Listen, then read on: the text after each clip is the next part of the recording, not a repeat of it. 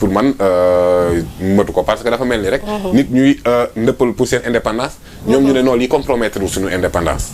donc l'UMS jàpp naa ne voix bu crédible la en la matière. UMS ci boppam ñoom ñoo ne. président war na toog. président war na toog. war na toog ci conseil supérieur donc ñu bañ a immixé wu. c'est une information. oui c'est ça ils ont dit ça man nag jàpp naa ne président mën na toog.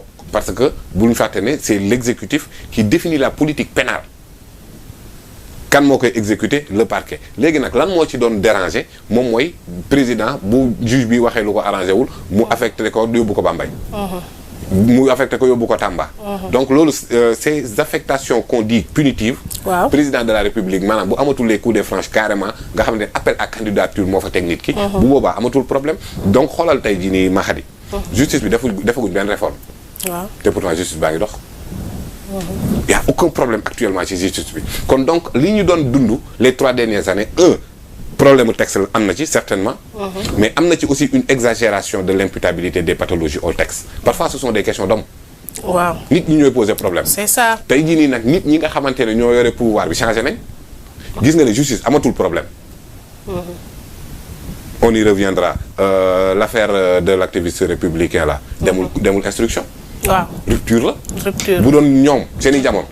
pour moins que ça yóbbu nañ la instruction le président Diomaye il a écrit un post Facebook. mu dem ci instruction lu ci jar instruction.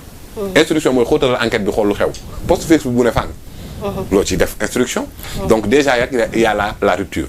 xoolal ci système judiciaire bi ni muy doxee depuis le 24 mars jusqu'à nos jours amul benn défaillance. kon dëgg-dëgg problème bi ci gënoon majeur problème nit la woon. problème nit. pour ne pas dire problème nit yi appliqué yu si bëri du texte yi mais nit yi war a appliquer texte yi. moo tax ma ne la pour ne pas dire Macky Sall problème nit la woon. problème Macky Sall la woon alors. parce que moo fi nekkoon ay ñooñam bu ñu defee lu ne weng mu baleen ay ñeneen bu ñu defee émoticône mu tëj leen. c'est ça le problème.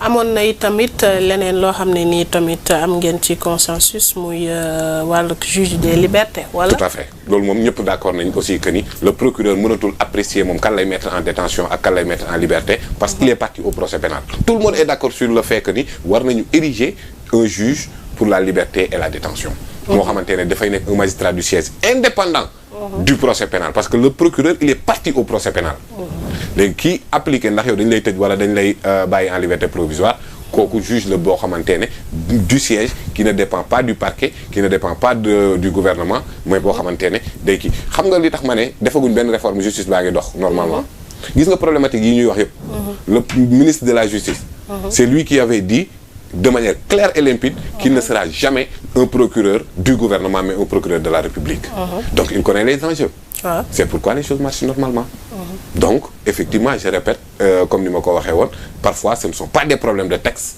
mais ce sont des problèmes d'hommes pour ne pas dire d'Antoine Diome problème d'homme boobu noonu pour ne pas dire d'Ismaïla Madior Fall oui bien sûr bon mais parce que en fait da nga bëgg a wax ne ñaar ñooñu bokkoon na ci luy doon gën a tax mais naka nga mën a justifier ñoom seeni ñooñ ñi bokk APR ak Benno Bokk Yaakaar doon def lu ne te kenn musu leen woo nga gis koo xam ne bu d'accordul ak ñoom même un post Facebook même avec 3 émoticônes mais yow tu te retrouves en prison donc kon problème bi mais justement nag mënuma disculper toute la magistrature am na ci ñu doon exécuter des commandes politiques il faut dire les choses telles qu'elles sont mais s'ils ne reçoivent plus de commandes politiques ils retrouvent leur liberté.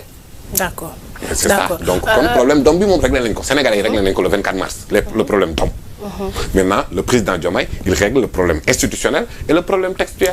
gis nañ fi lu ni mel amoon na fi ci atum 2017 la woon après ci la ñu jébbal li nga xam ne nii mooy lañ fa wax ci atum 2018 muy union des magistrats ci boobu temps Téliko moo nekkoon à la tête mais ñu gis ne daanaka yu si bëri ci tiroir yi lay mujj ndax bi yoon nag teg ngeen ay comité de suivi yoo xam ne ni dina tax ba li ngeen fa jëlee ak ya ca président bi d'accord ne war nañ ko teg ñu daal di koy jëfee. mu bañ a mel ni yeneen yi xam nga lan moo tax mënul mel ni yeneen yi. celui qui est censé exécuter ces réformes là a subi les geôles de la justice. Président Macky Sall n'a jamais subi les geôles de la justice. Il a été convoqué et après mu dem ci sëñ ba. vous vous rappelez. waaw mais le président Diomaye lui il connaît le système. parce que il a vécu les problèmes du système. Il a subi les problèmes, voilà, lui et son premier ministre et tant d'autres membres du gouvernement, ils ont subi les geôles de la justice là. Donc kon man jàpp naa ne avec la volonté politique nécessaire, et je pense que le président Diomaye il l'a, ak cette volonté de convoquer couche yi mu convoqué yëpp ne leen liggéeyal leen ma ci lii. Cette volonté-là, jàpp naa ne ce n'est pas fortuit. Donc ces réformes en question ne peuvent pas dormir sur des tiroirs. Daf koy def un projet de loi et soumettre ça à l'Assemblée nationale. N'oublie pas nag maintenant, oui bien sûr, projet de loi soumettre à l'Assemblée nationale. Léegi nag moom it dina c'est lui qui décide. Nous on propose, mais c'est lui qui décide en tant que président de la République. Mën na xool yi nga xamante ne def na consensus. mu jàllale yi nga xamante ne deful consensus mu xool son intime conviction yi nga xamante ne c'est rejeté mu rejeté yi nga xamante ne moom jàpp na ne lii moom mooy intime conviction mu doxalee noonu mais en tout cas ñun Sénégalais yi moom lañ dénk les destinées de ce pays-là jusqu'à 2029. Je pense qu'avant 2029 on aura un système judiciaire très performant, je ne dis pas parfait. Parce qu'il n'y a pas de système parfait, mais très performant yoo xamante ne li ñu doon dénoncé di ko xeex di ko xuloo boobu ba léegi dootuñu ci delluwaat. amul mais man li ma si jaaxal ci sa biir wax da nga ci wax loo xam ne nii ne déggoo ci ne wax nañ ko ci ñu retenir te doon na loo xam ne. restituer. li ñu xam nga dañuy synthétiser. restituer. jox ko jébbal ko le président. xam nga dañuy restituer en plénière. maanaam commission yëpp ñëwaat. ñu ne wax nañ nangam lii lañ tënk lii lañuy jox président. man maa déggaatul loi d'amnistie bi. waaw te gis nañ ne loolu doon na loo xamante ne bii. doon na fi coow nit ñi wax nañ ko. jàpp naa ne demande sociale la. waaw. jàpp naa ne demande sociale la jàpp naa ne c'est un impératif.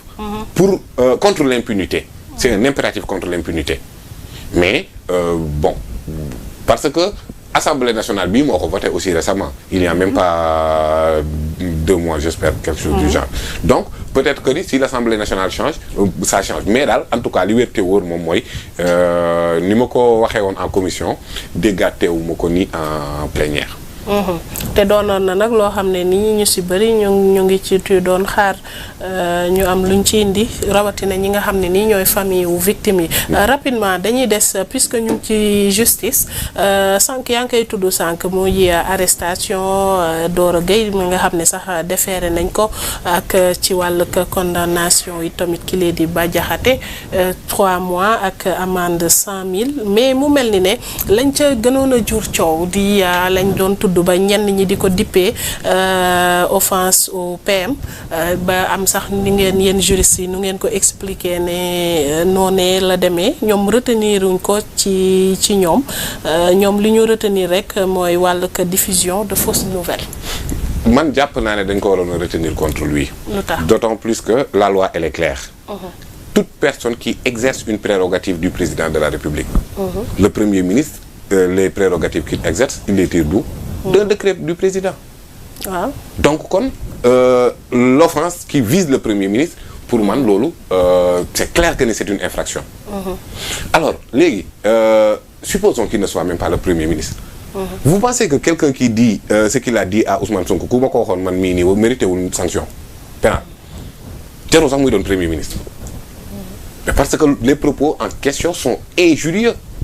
Or l'injure est condamnée. N'oublions pas que le procureur actuel en question, monsieur Karim Diop, bi Mame Mbaye porté plainte Ousmane Sonko pour diffamation moom daf cee yokk injure. Ousmane Sonko qu'est-ce qu'il avait dit d'injurieux? Gatsa œil pour œil, dent pour dent. Mais est-ce que ces propos-là sont comparables avec monsieur Diakhaté par rapport ak li mu wax ci ñaawteef? Sincèrement quoi.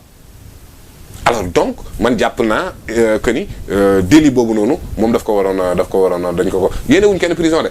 mais man li ma gëm moom mooy le code pénal n'est pas là pour nekk décor wala ñu yóbbu ko bokkoon musée. dañ ko war a appliquer. Le code pénal est là pour être appliqué donc jàpp naa ne dañ ko waroon a appliquer d'autant plus que les infractions sont claires et limpides que ni même waxuma premier ministre sax bépp sénégalais bu ñu tegoon ci deram lii mu teg ci kaw Ousmane Sonko dañ la war a daan parce que c'est de l'injure. Or l'injure ne nécessite pas une plainte de la victime. Mame Mbaye n'a jamais porté plainte contre Ousmane Sonko pour injure. et pourtant procureur yokkal na ko ci ni mu ko ci yokkalee woon Ousmane Sonko non nee la ko waroon yokk ndax bii moo gën a leer. bële amul woon injure te yokk nañ ko ci bii am na injure bu ne fàng te kenn yokku ko ci. donc je pense que ni effectivement ne serait-ce qu'à des fins dissuasifs.